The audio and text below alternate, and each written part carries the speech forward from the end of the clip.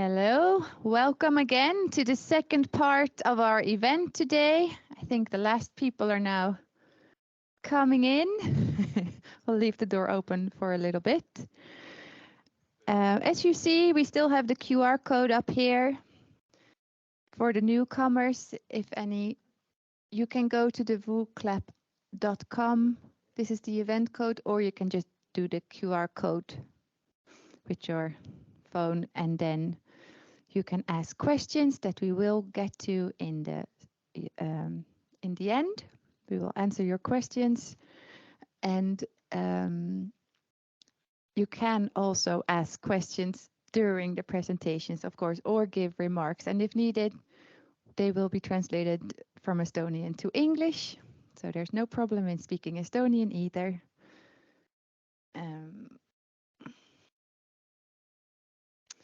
So we come to this part, the analysis and solution design. And we want to introduce our value case. So what plan we have, what thoughts we have coming from our analysis from the desk research and the interviews that we did. And we will create a prototype with automated checks. As you see here in the planning, now it's January. We've lined up all these tasks for ourselves, and together, of course, with the Estonian team, by the end of May, we hope to be finished and to do the final event, which of course you will all be invited for. And then you'll see what we have done. So now I would like Marianne to come up here. Marianne and Rick Klooster will be telling you all about this. Yes, thank you, Lynn. Yes, like Lynn said, first I will be making a short relation to the first part, to the desk research and interviews, and give a little bit already of the idea of what we are going to develop and the purpose of it. But after that, Rick will tell you more about some broader technical concepts which are really important for this solution. So it's more the broader concepts of integration, interoperability, etc. And after that, I will tell you more concrete about the steps we have made in this planning and what we are going to do and what you can expect in the end of May. And this slides you have somehow seen before this picture. Like we mentioned before, we focus on a detailed plan and checking if the detailed plan as a planning information model is valid against the requirements of the master plan. So that is our main focus. And the idea behind it also, of course, is that we don't generate data step by step, again and again, but that really this planning data and this building data and land use data will become a life cycle and a data cycle. And what this means is that we will create these checks for now using IFC, but also, which is an open standard for BIM models of Building Smart. But we will also be looking into other 3D open standards, such as CityGML and other standardizations, data formats which are open in combination with the standards that are already in place. And the focus is again on a detailed plan against the master plan, but also because in the previous projects we have also worked with checking BIM models on the building for a building permit. We also see a solution there, and we will look at the possibility slightly just how it could be possible to use also the detailed planning information model as input for a BIM permit check. And this is the to-be diagram. So a broad sketch of how the process could look like. And as you can see, of course, first it starts with that someone thinks there should be a detailed plan. Often that, of course, is the municipality, but it could also be another initiatives. And from that stage in the system, the requirements are collected. So the system can look at which requirements are needed and for which requirements do we have a check in place. And it can also collect the data that is needed. So it's really important to not gather data as files, but to really gather data interoperable. And then the planning starts of the detailed plan. And it's not yet, it's not the meaning that we only have the detailed plan data at the end, but the detailed plan data is used, improved throughout the entire process. So the checks, which are automated, can also be just run during the process, just to see what is the status of the plan right now, which parts are valid, which parts can still be approved. And in the end, if everything is as wished, then there can be automated checking of the requirements with like a more definitive outcome. And what is good to know that, of course, we are talking about automated checks, but these checks are, of course, aligned with the decision makers. They are supposed to support the decision makers, and decision makers can also add something to that, give their own notes, and really look at the more important stuff, which is harder to check or not be able to check automatically. And if that is all finished, it's also important that the detailed plan is stored into a system so that it could be reused, for example, as input for a building permit check. So that is, in broad terms, the expected process. And like I said, Rick will now tell about more broad concepts of the solution. Yes, thank you.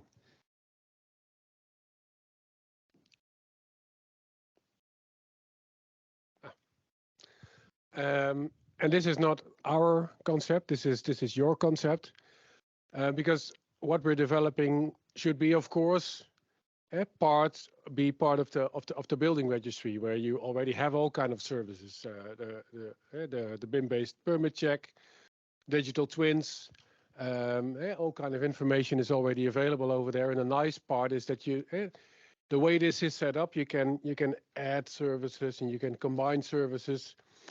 So that's exactly the goal of how we want to set it up. But it's a lot of technique, but at the same time, it'll give a lot of opportunities. And just a few principles which are important on the left. Really technical APIs, open APIs. So the idea is that we're not going to replace your designing tool, AutoCAD or something. You'll keep using it. But then in the building registry, we build a solution where you can kind of trigger every function, every button using a call. So on the left, you see a get something, and then a function is used. And we can use it in our application, but we can also, for example, use functions from the permits application or from other stuff. So that way you don't build a function just for this solution. You can use it on other areas as well. Really technical, but it's important. And then on the left, you see the two standards, which seem to be the most relevant. IFC for BIM. There's an image on top. It looks kind of like that. And on the right, CDGML for digital twins, which you are already using. And because we're using these standards, you can also use your BIM in your digital twin, or use your digital twin in your BIM solution. And that way you can combine it and you can see a detailed plan in the environment. And what you typically see now is that just a few solutions, digital twin, BIM stuff. In the third one, you see all kind of analysis or simulations. This is a flooding simulation. On the right, you see a visualization for maybe a participation platform or communicate your plan. And these are all solutions which are already there, and people are using it. But now typically they're all separated, different solutions. And if you want to use something from the right, you cannot use it on the left. And that's annoying because then you have to convert your data, get someone else, and then he has to put the data into his visualization, and it takes every extra time and effort, and you have to prepare it and think about it.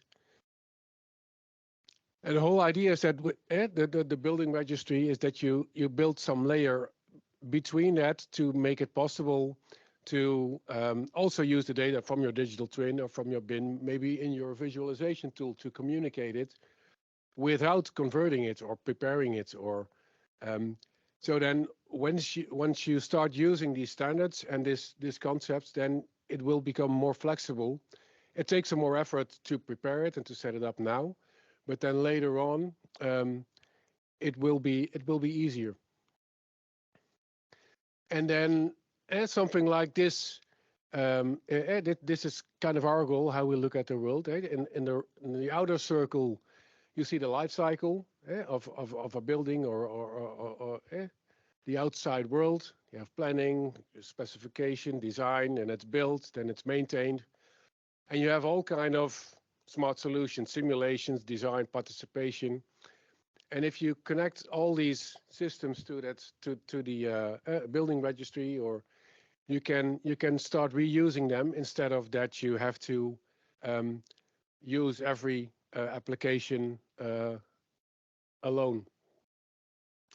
And here in Estonia, you're working on that. Earlier, the Accord project was mentioned, where we are a part of, and the ministry is also a part of. And this is kind of what we're working on, a standardized framework for these kind of solutions. Also really technical. You don't have to understand the complete picture, but kind of over here, there's all kind of different functionality, standard stuff. So over here is now the checking service, which we're using for the BIM-based permit checks, which is really focused on this BIM stuff. But you can imagine that for the planning checks, that you also want to use spatial checks. The cadastral example Hilde was showing, then you don't only need the design, you also need the cadastre spatial information. And it's really different technology. And then over here, there's an orchestration service, which is really new.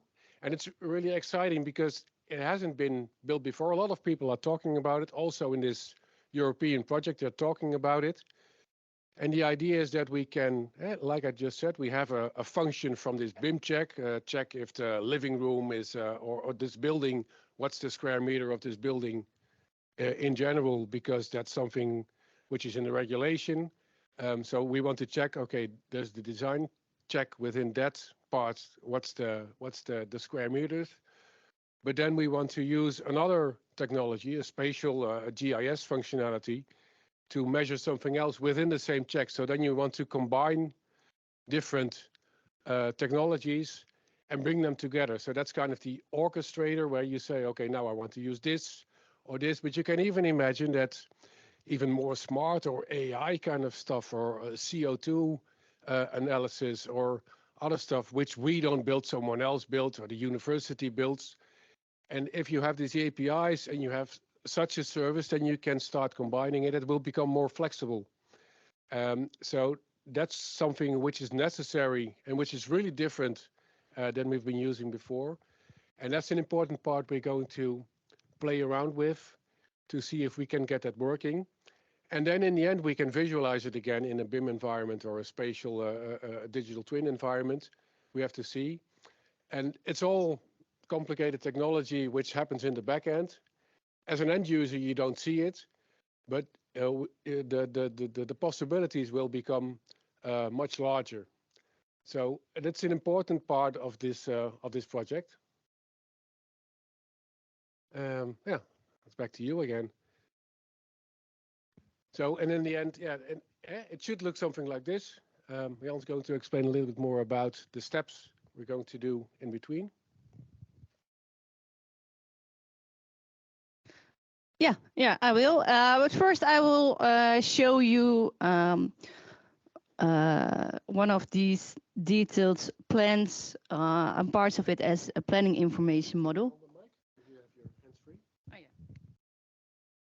that's a good idea. And also I have to look, I think if I push that one and that one, this is just an example of also the pilot project data and how it could look like. And as you can see, like we said before, it's mainly volumes and areas. And it gives a general idea of the land use planning. But what is also important that it's not only 3D, but there are also some properties added. Some of you might be familiar with these terms, which also gives some information about the requirements of the buildings that have to be placed there, but also information we can use to see if these building heights are concurrent with, like, for example, the master plan, because of course in the detailed plan, they have to adhere to the master plan.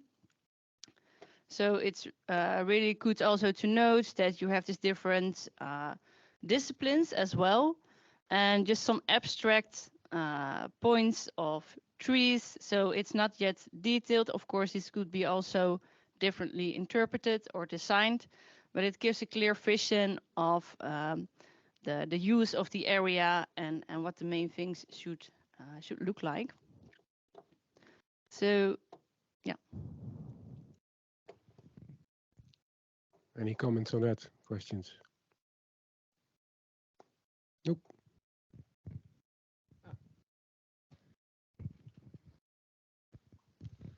What was the base software to design this in 3D?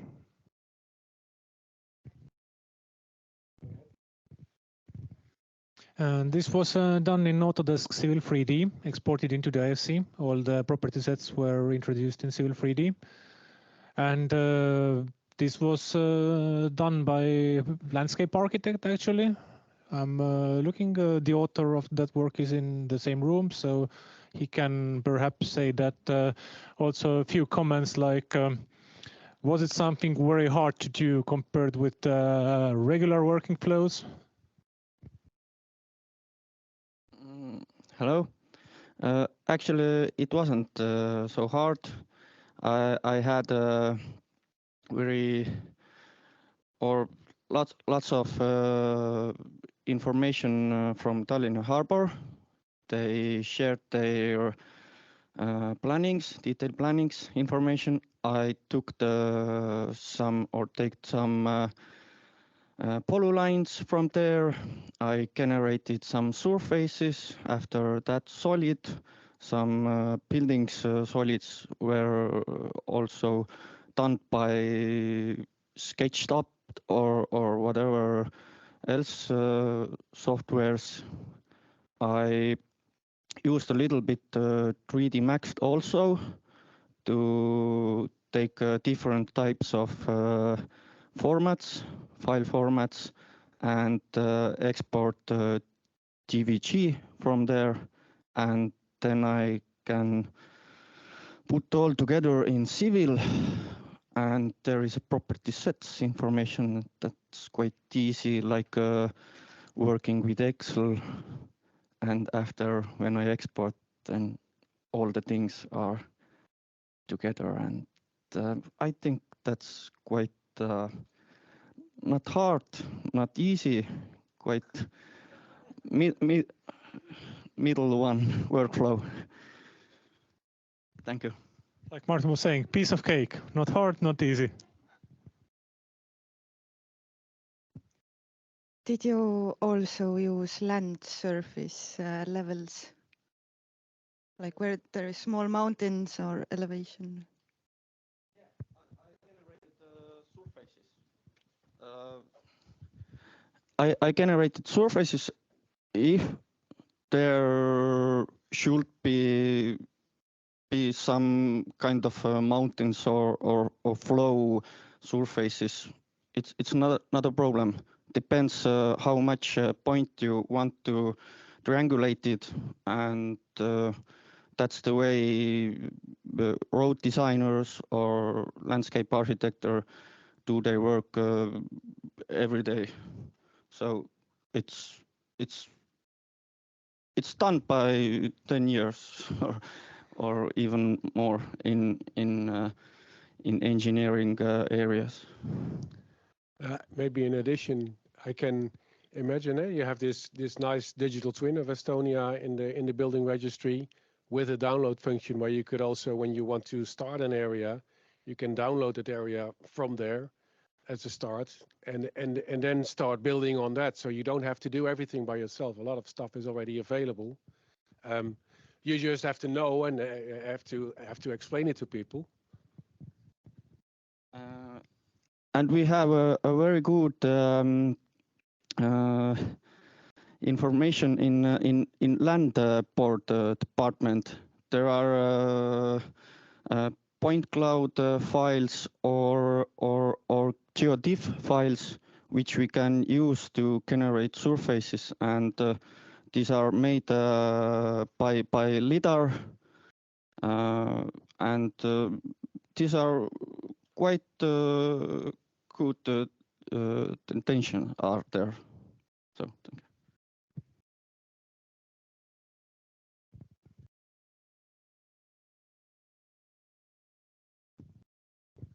Yes, thank you for that input. It's very interesting to also hear about the creation of the pilot projects.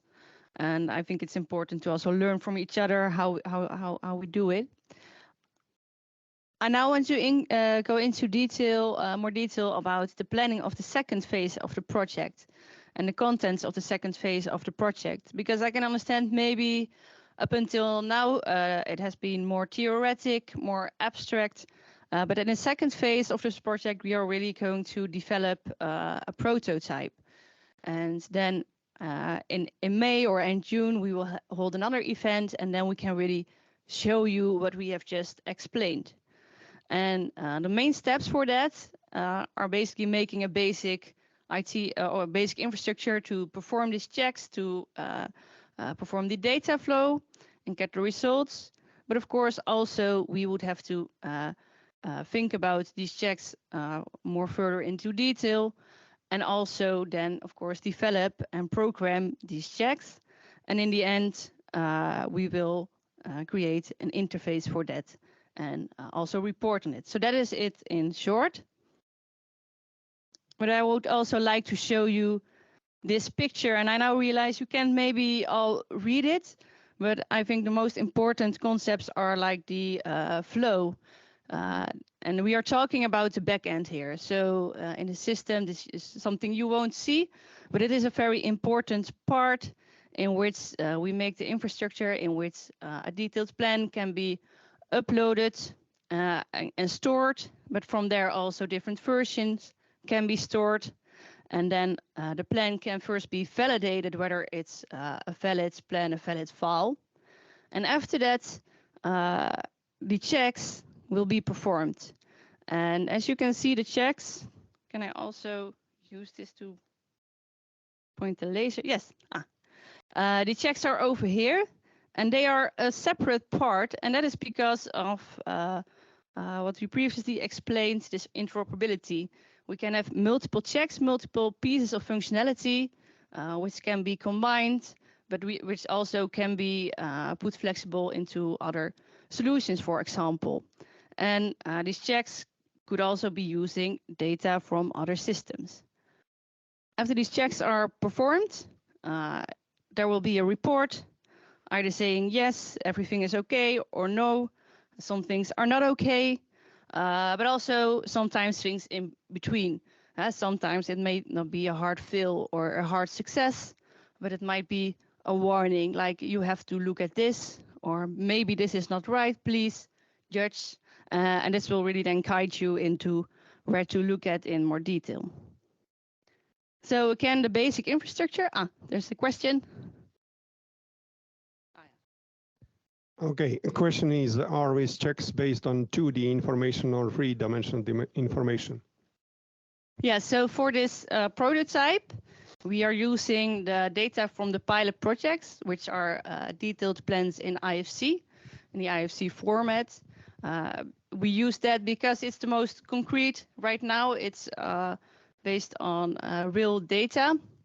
In the end, it could be more flexible into other things, but we focus now on the planning models in IFC.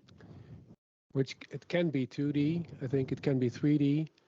And sometimes the design and the building blocks are in 3D, but the area is in 2D, and then you want to check it against a master plan, which is in 2D.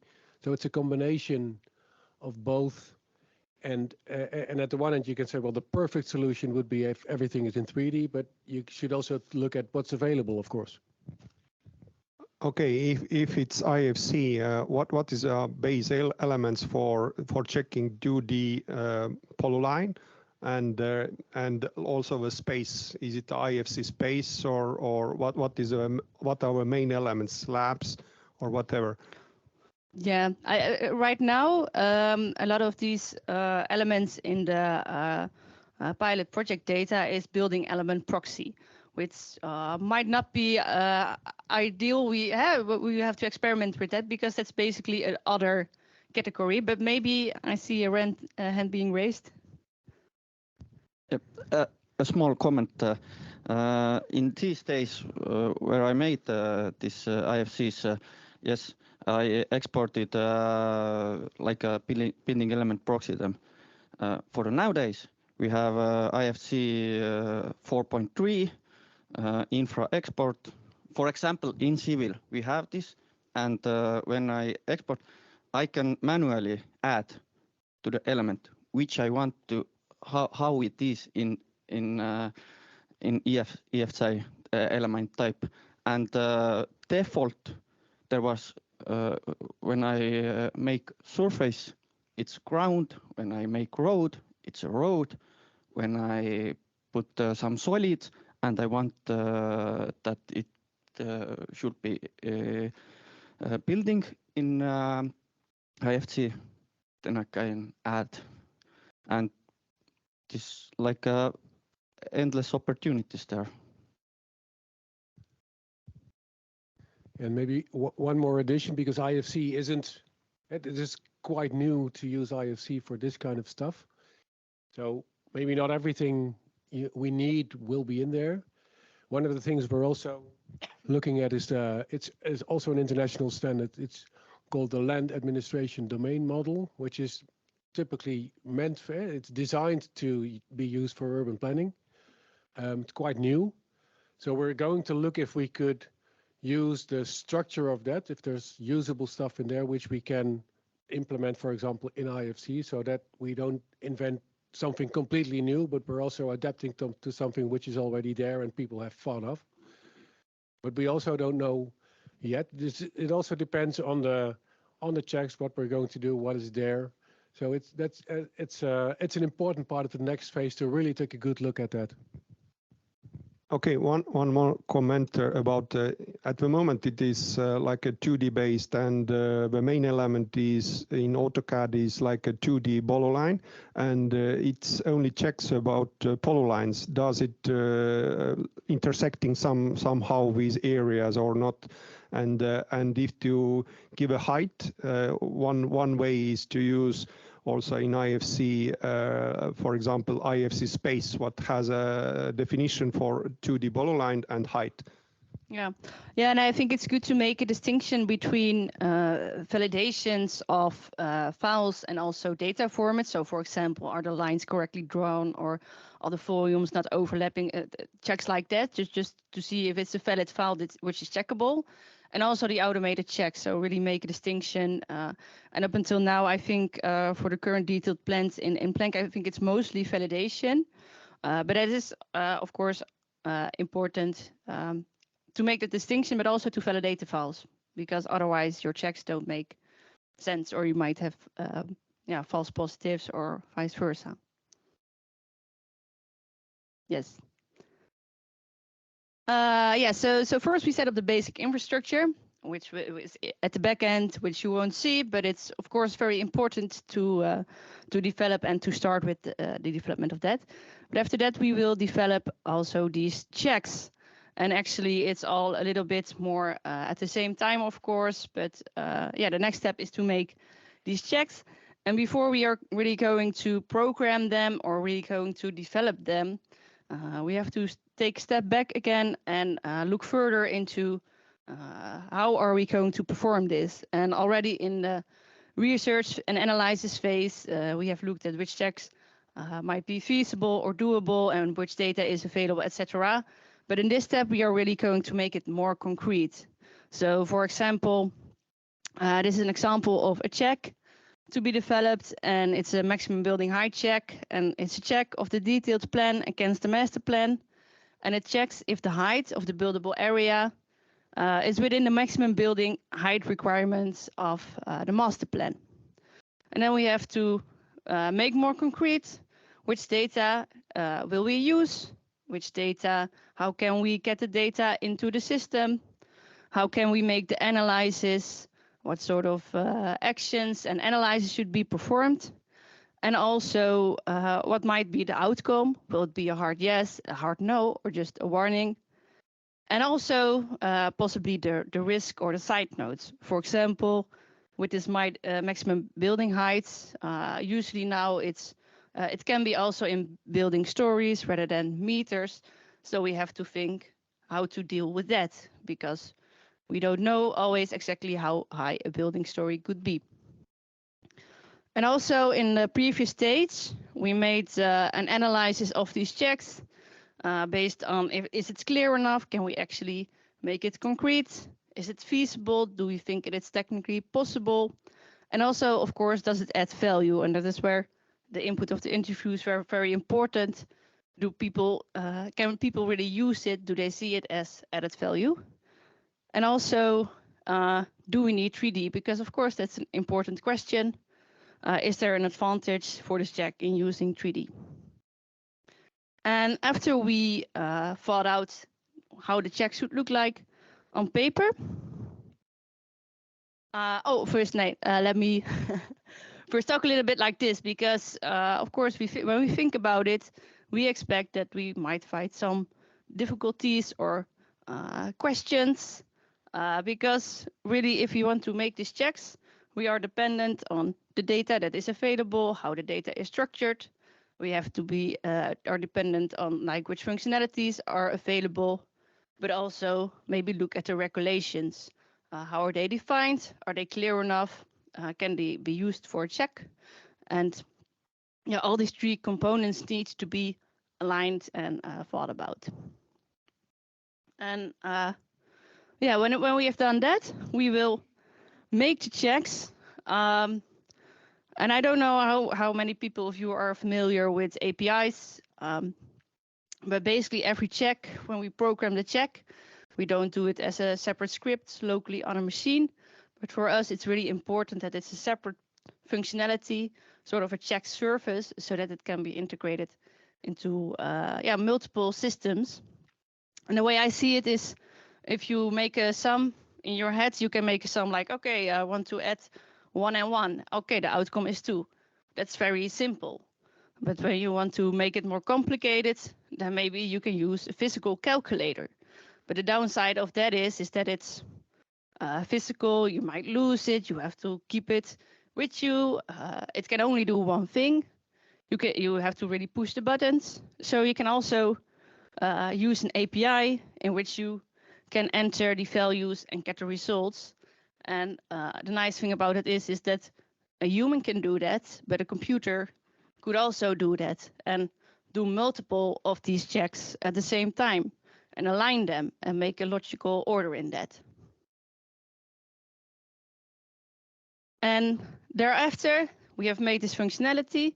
We have made the basic interface, and then we will also make a little bit of a prototype interface in the style of the existing e-construction platform, just to show the functionality and what it might look like.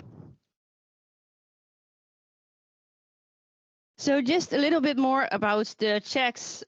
We have made a short list of 10 checks based on the input of the interviews, the research, and as you can see, we have aligned them and prioritized them. I won't go into detail on all these checks. I put them here so that maybe later you can read them or think about it. I think what is most important to note is that currently there are no checks actually, of course, but it's I think it's really interesting that some of these checks might have functionality, which might also be useful for other checks. And yeah, it's really a start in the checking process. Yeah, this is just at the end, we will also make a report. Maybe also good to see that on the right, you see that not everything has an advantage in 3D. So some stuff 3D is really obvious. Sometimes 2D is okay and good enough. So it really depends on the check, the available data, and what's used, how we're going to what we're going to do, and how we're going to execute it. Yeah, and I think also an important thing is it has to be. Well, the most important thing is it has to add value, but then thereafter it also has to be clear and concrete, just so otherwise we can check it, and it has to be feasible. So yeah. And well, at the last step, we will also write everything down further into the report, but also again we will give a presentation and really show you the results. This will be in May, end of June. So, are there any questions about that? We will, I think, now also do another question round in which you can also enter these questions again and woo clap or raise your hand. Yes, I don't know if we all, invite the panel again so that everyone can answer questions. Yeah. Last chance.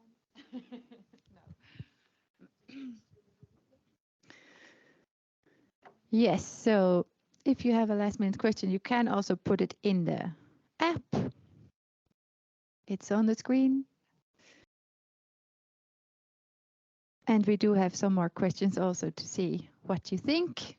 I have to say, as with my background as I studied urban planning and I did a lot of urban development projects, this kind of development, it makes my heart beat faster, but I do realize it has big complications for the process as it is now, and it is okay to be critical and to see, so what happens in practice? What do I need to learn? And what does everything mean? So do you have any questions that you want to ask here, or do we go to the ones that have been asked in the app? Questions?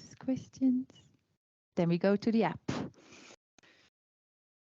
Ja, oh, eentje terug.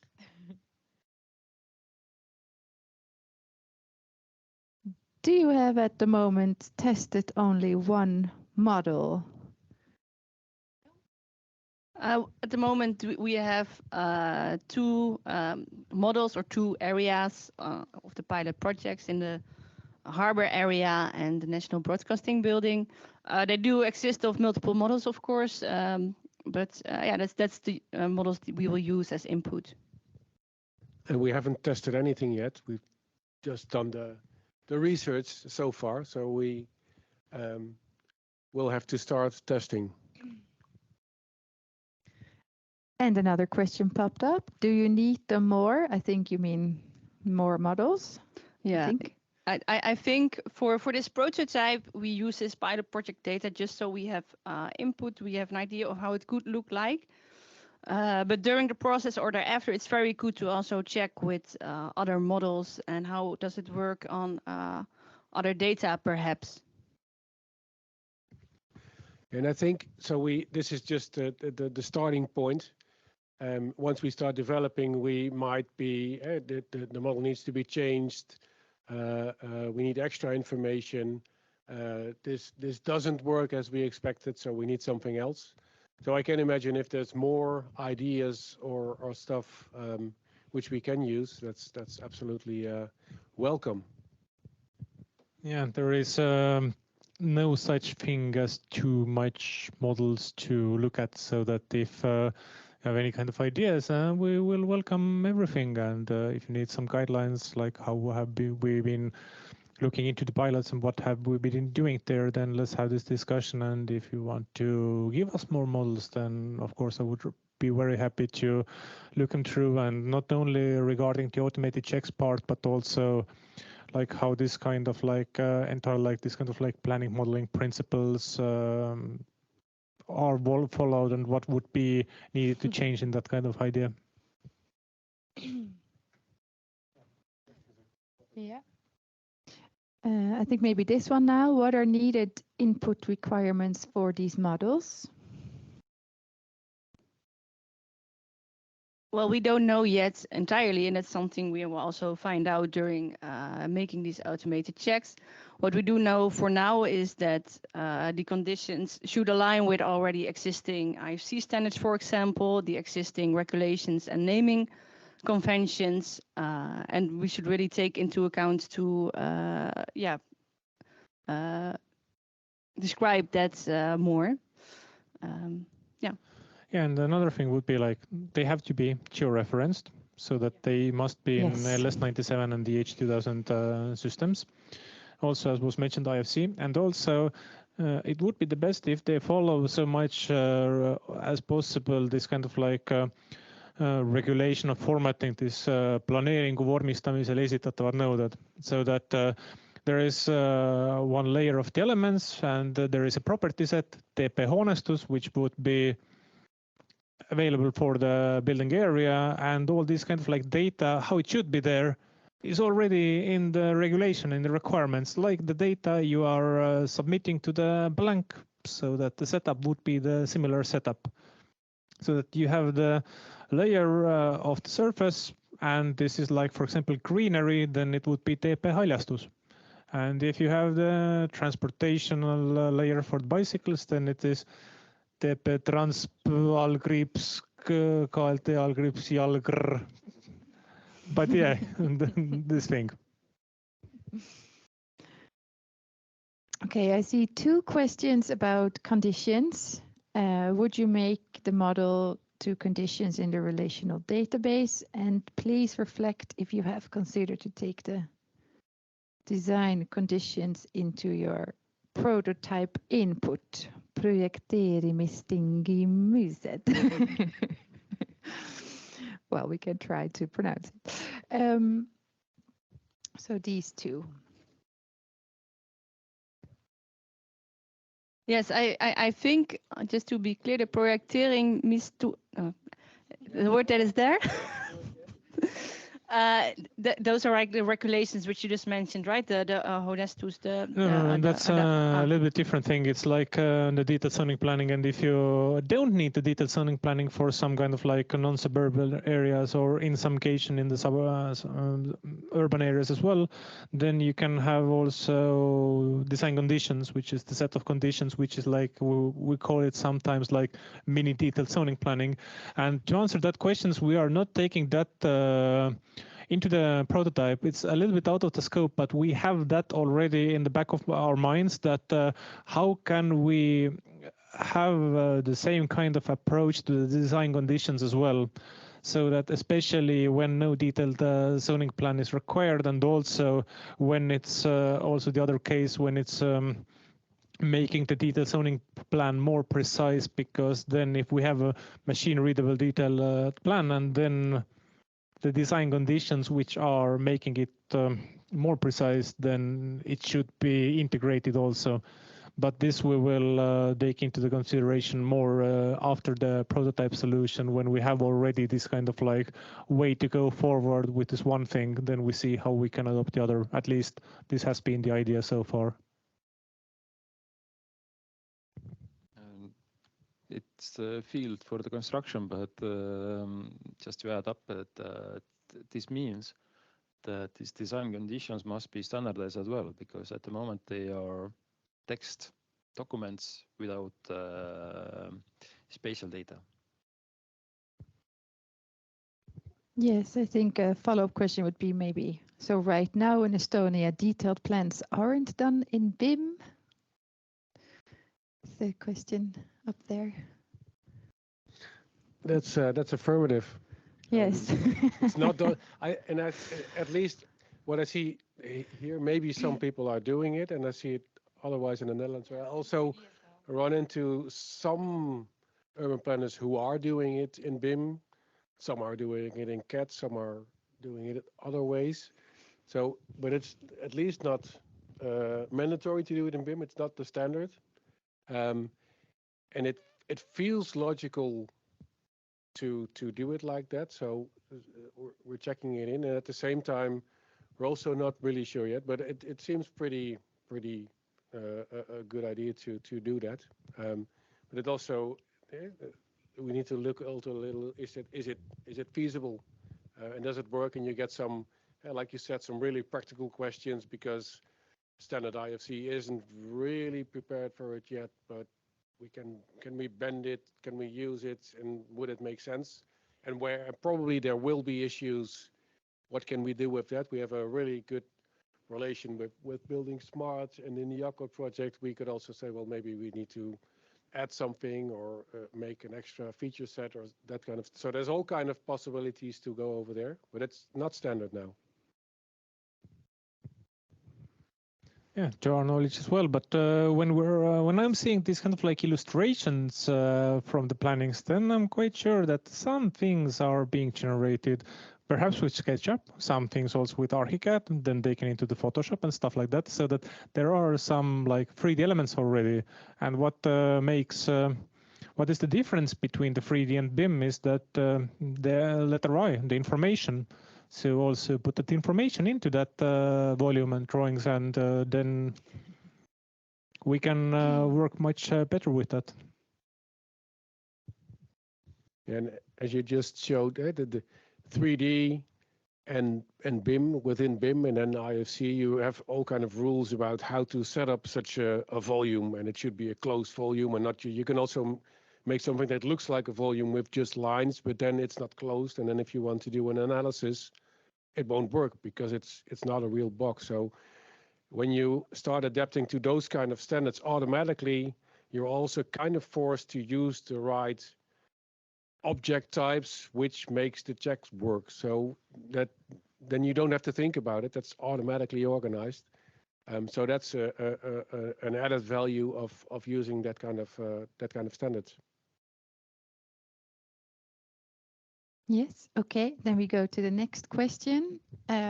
It's about the checks. Are you going to add into the pilot the utility network checks as well? Yeah, I think I know a little bit. It was on the list because we have made a list of like all the possible checks that were mentioned. But right now that is not the priority as it was not yet feasible enough.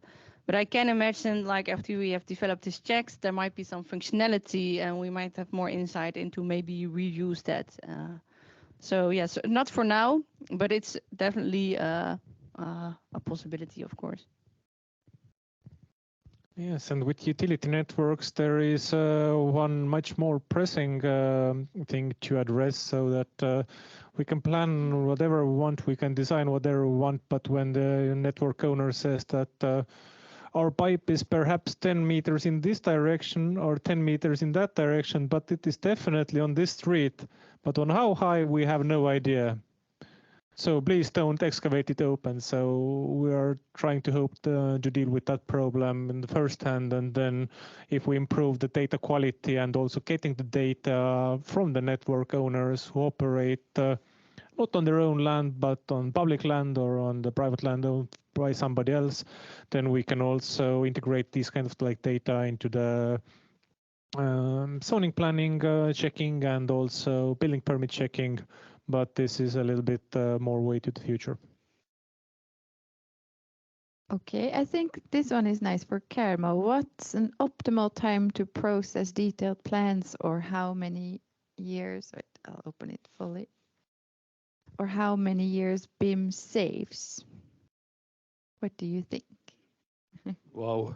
It's, again, a good question. Or years, maybe different. How many years? Wow.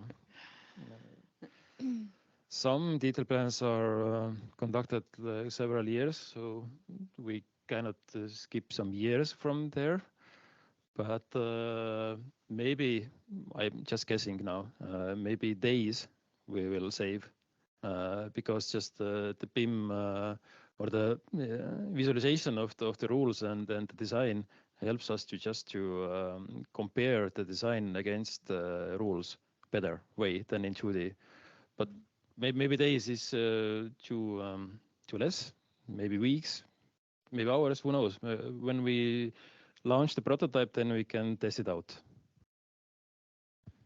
Yeah, and we can also see that the main problem why the planning process takes so long is not so much about technology, but perhaps the process itself. And what can BIM say perhaps when you're planning, you're submitting into the municipality, getting back your remarks, then again making it like the municipality expects you to make it, then submit it again, then wait for all the specialists to go through the round, and then somebody sees on the third or fourth round that, oops, I didn't see that thing in the beginning, and now you have wasted perhaps 3 or 4 months, and this would be the potential time that we could save. But all these kind of process is why it takes so long. These need to be optimized as well, and BIM is not the magic wand that helps everything. So that these kind of process renewals and betterments are needed. So we don't make the world the ideal place with only BIM. Well, I agree, and also when you look at just the checks, and it can be more clear, and then you can speed up your designing your detailed plan and communicating it with the municipality or whatever. But when you look at it, that maybe also by making it 3D, and then you can communicate it better with the citizens for the participation, and they get it faster, and then you get less people who complain about it. You can even save more time. So the way you integrate it into the process, and it's not all done at once, and it will take time. But the more you do that kind of steps, I can imagine it will be much more than days, weeks, months, maybe even. But it's also the process is more important than the technology is just making that possible. Yes. I think we should do one more question and then go to see what you all think with the app again, asking you some questions. What are you most worried about? Great question. That's the last question, I think. Who would like to answer it? Yeah. Yeah, well, not so much worried, but I think for us it's really important to realize that the difficulty is not per se on a technological part, but there's also a lot to be done on the legal side. Maybe there's processes that might hinder us, and also adaptation, that people can really use it, and that people are really open to this, and that's we have less influence on, but it's very important for us to also create this involvement, and that people, the technical side is usually the least difficult in that regard.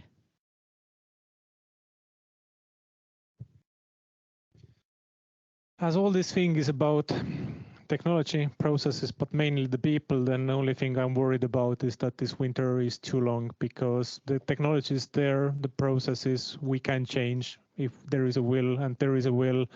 And when I look at here already, I see so many great people that we can work together. So my worrying is not relating to this topic at all, to be honest. Perhaps I'm too optimistic, but this is how I like to see the world. All important things are already said. My main concern is also regarding people. How can we adopt these new technologies, and how fast we will adopt it? So to conclude, my worry is that it takes too long time, because government is expecting us to plan faster and to procure faster. And I think developers are hoping that as well. Yes. Okay, well, now take your phones and we will get to another one of these lovely questions that we made for you about this part.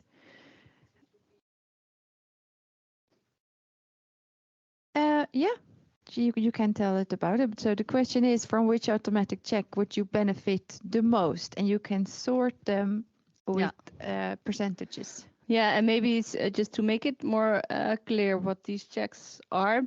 Other is just something else, of course. But then after that, it's greenery demands, and that is a check in which you can look at, for example, how much greenery is needed, and are we close to that amount? The maximum building height I just explained already, like is it concurrent, the maximum building height of the buildable area with the master plan? The protected area requirements, so that's basically a check if this detailed plan is this in any protected area? Do we need to consider some more rules, or is there something which is not allowed here? And the fire hydrants is a check to see is the distance of this building of the inside to a fire hydrant, is that the correct distance?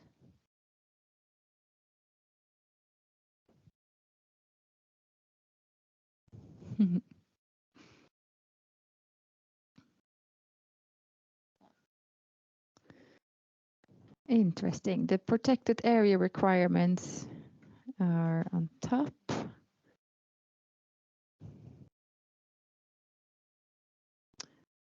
There's not a lot of enthusiasm about fire hydrants. Yes. Or other. No, they are all at the bottom, so yeah.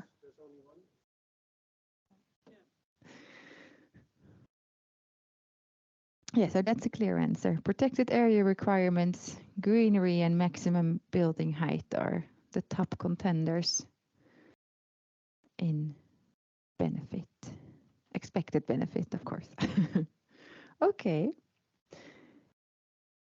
Do you want to say anything about that, or should we go to the next question? Chris has something to say? And then it's easy. If fire hydrants are not popular, we drop the fire hydrants and find something more useful. So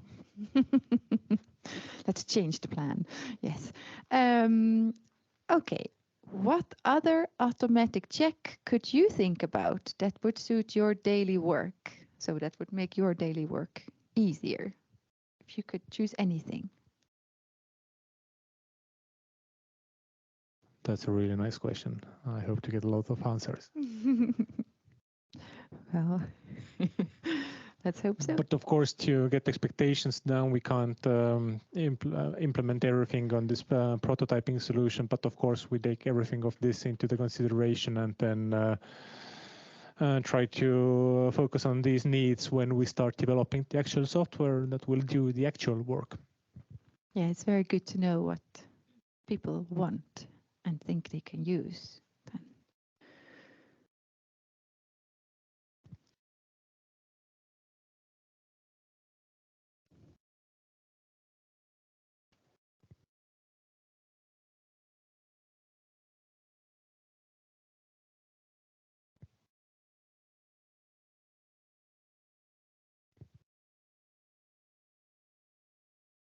You can also like other people's, of course.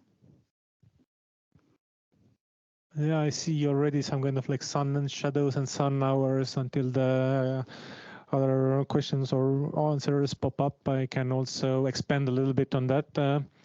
For these, if you are creating this kind of like building model already, there are like a lot of softwares already available that you can get quite precise of like noise analysis, wind analysis, sun analysis. Also with these Tallinn Harbor models, we tested on the software that was called SpaceMaker, if I remember it correctly, and now it is in Autodesk product again, like they're called Forma.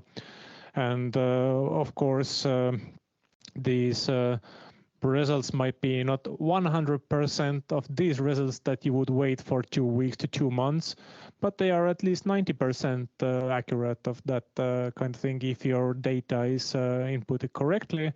And instead of waiting for 2 months, you get the results within 1 to 5 minutes, and when you want to like very specific 3D wind analysis, then of course you have to wait for 30 minutes to 1 hour. Am I in the correct ballpark range? Yeah.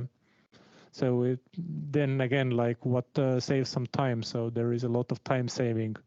And when you're seeing, for example, that you want a playground and there on this spot, there is like most of the year, there are like a lot of wind, then do you really want your children to play there?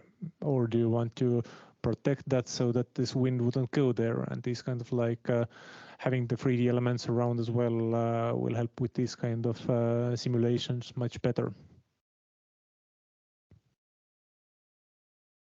Yes, I also see housing density 3 times. I also see the building permit processes and planning processes in the area around it. I know who, but I think that's if you start organizing all the plans like this, then you can also put them in a digital twin or something, so you can get the overview. So it's not just about your only plan or your plan. Then you can automatically, if everyone's doing it, you can also see your neighboring plan. So maybe not directly in the prototype now, but in essence, eventually that will be the goal, of course, that you can get the overview of everything. Yeah. And regarding the housing density, we only had like I think 5 checks in the list showed in the booklet, but the housing density, one of the checks is the distance of a buildable area against other existing buildings. So it's not exactly housing density, but I think the concept comes close. Yeah, but in the future it is also quite good to check to calculate, because in the buildable area you have the properties for the closed cross-floor area.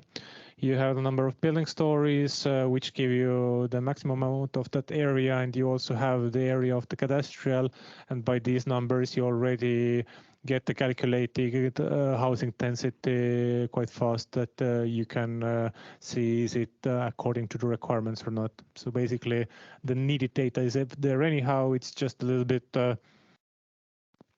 different check that we do on the prototype level, but this will be something that can be calculating and can be done in the real phase anyhow. And can we save these? Of course, yeah. Very good, very good.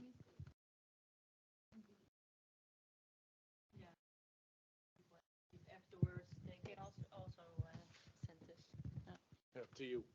to Chris. Yeah, definitely, or to Kermo, or to anyone you know that could share that information, so that whatever you feel that makes your work easier, share that information, because just to check the things because we can check the things does not make any kind of sense. We have to check the things that bring the most value to the users, and first of all select these that can be most easily implemented. To get that 80% of the result with the 20% of the effort, like it's very popular to say everywhere, but this is really what it actually is like. And to get that last 20%, there is like a lot of new requirements for the end users, like we were seeing with BIM-based building permits, that yes, we can check this thing, but then architects need to do so much more work and fill so many more requirements that the value of that check, this time saving, is so marginal compared to the effort that the other side must make, and this doesn't not make any kind of sense. So that here as well, we always have to find the balance between the planners who are creating the plans and the municipality who wants to check the plans, and it can't get too much steered into the one way, so that one side can't suffer for the other side to win in this situation. Only win is if the both sides win. Okay, well, thank you so much for this, all these ideas. And then we go to the last one, the last question. How would you rate the proposed solution based on the following components? So one is, I'm not a believer at all, or 5 strong confidence. So feasibility, scalability, efficiency, and user acceptance.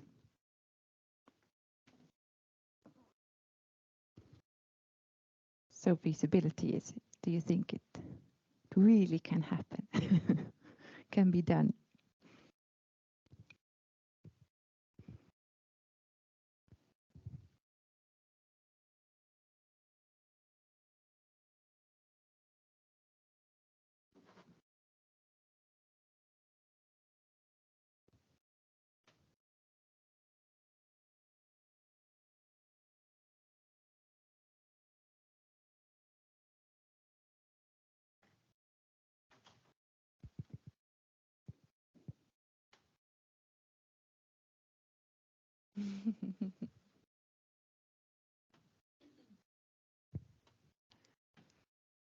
I think this is very interesting because the biggest word when we ask what do you think about digitalization was also, well, we can try, right? So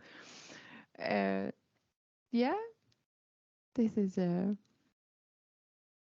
this correlates.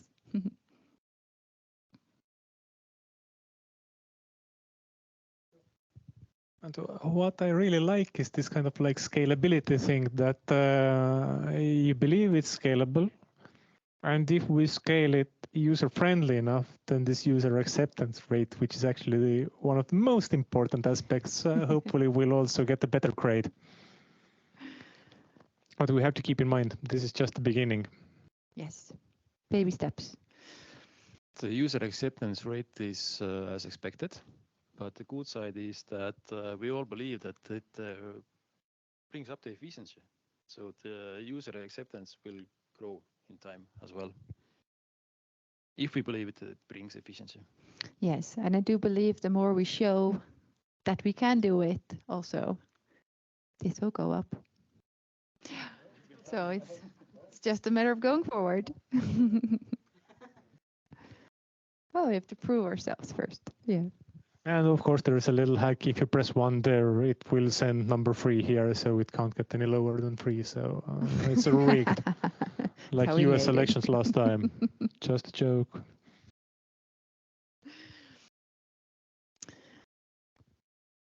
Okay, I think most people voted. Yeah, I know, and it's being recorded, so I will be followed by every kind of like law enforcement agency there is in the world.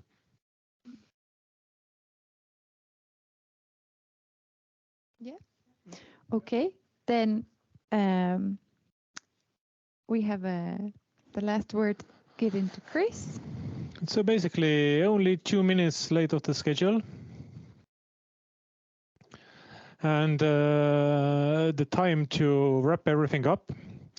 Thank you very much for the presentations, for the future insight. Thank you very much for Kermo, who is representing the Ministry of Regional Affairs and Agriculture.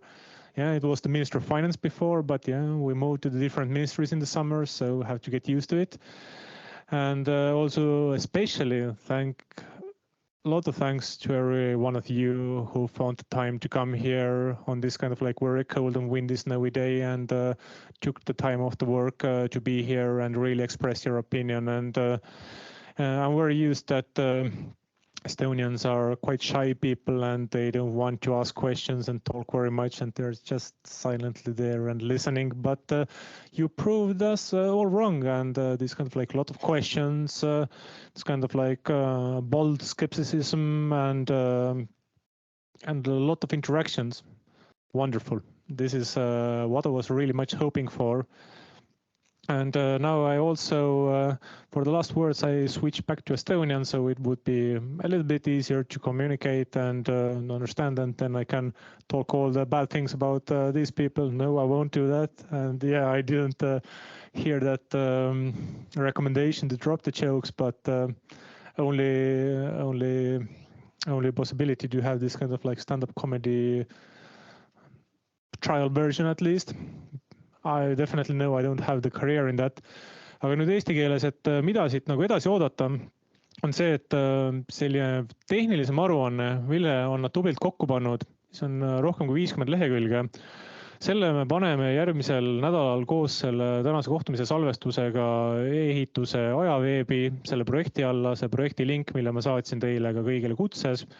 Selle kohta, kui see informatsioon on seal olemas ja salvestus on olemas, ma saadan teile uue spämmkirja selle kohta, et see on seal olemas, et te teaksite siis minna vaatama, et ei peaks iga päev käima seal veebis vaatamas. Kuigi ma soovitan seal ikkagi aeg-ajalt käia, sest e-ehituse teema veebis on igasuguseid ägedaid olulisi arenguid, mis meil siin toimumas on, nii ehitisregistriga kui ka teiste e-ehituse arendustega. Ning loodan väga, et te olete tulemas ka järgmise etapi tutvustavale koosolekule, kuhu ma teile kindlasti vähemalt kutse saadan, et siis saaksime juba vaadata otsa sellele, missugused kontrollid siis tegelikult välja tulid, miks mõni kontroll välja ei tulnud, missugust edu see võiks anda ja kuidas me võiksime saada selle rakenduse tööle mitte nüüd ainult prototüübina, vaid päris lahendusena ja kuidas see võiks meid igapäevaelus aitama hakata. Et aitäh teile tulemast ja soovin ilusat päeva jätku!